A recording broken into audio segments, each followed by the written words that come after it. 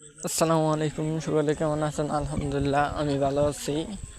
যারা যারা কবুতর পালন করবেন বা পালন করতে চান, তাদের জন্য গুরুত্বপূর্ণ বিষয় হলো কবুতর বয়স বেশি থেকে কিনবেন না। বাচ্চা কবুতর কিনে পালন করার চেষ্টা করবেন, কারণ বাচ্চা কবুতর পালন করলে আপনার কাছ থেকে কখনো হারাবে না।